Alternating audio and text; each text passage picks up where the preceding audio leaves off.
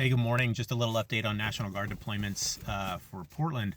So the en banc court that we didn't know was going to happen, and I didn't even know existed until all this happened, that is taking place in the Ninth Circuit. So what that is there are 29 judges in the Ninth Circuit, and they are going to randomly choose 11 of them to rehear the case from last week, where a three-person panel decided that Trump could take control of the Portland National Guard.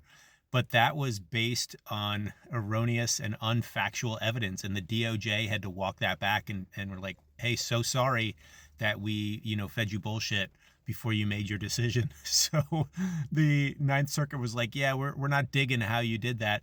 And so now they have the 11 justice or 11 judge hearing that is going to take place. There's no date set for that yet, but that will rehear that entire case if they can go into Portland or not.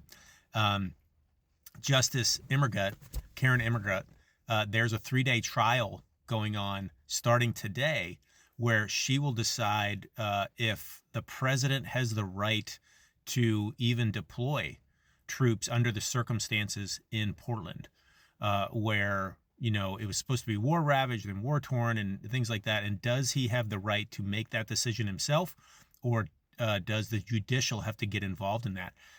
And I would expect her to side with Portland on that and not allow them to come in. But then that tees up the Supreme Court, right? Where will they give this executive branch even more power?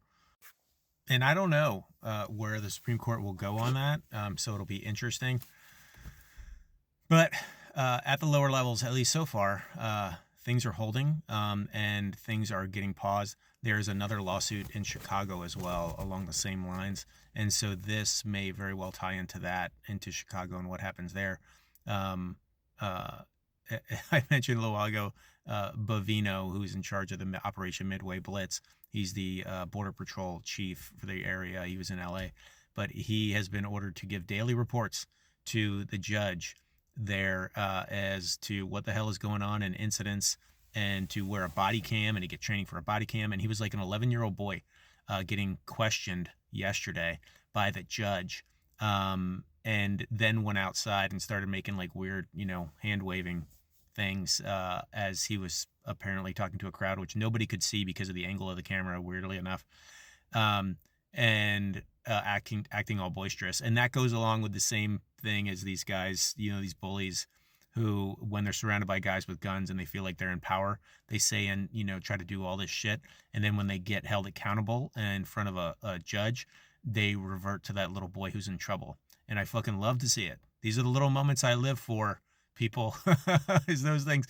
They can act any way they want in public and say all their bullshit, but when you hold their feet to the fire, they revert back to that little boy who is in trouble, right? And yeah, good for fucking them. So a couple wins for us Americans, the rule of law, and fighting against dictators, and that is great lately. So keep your head up.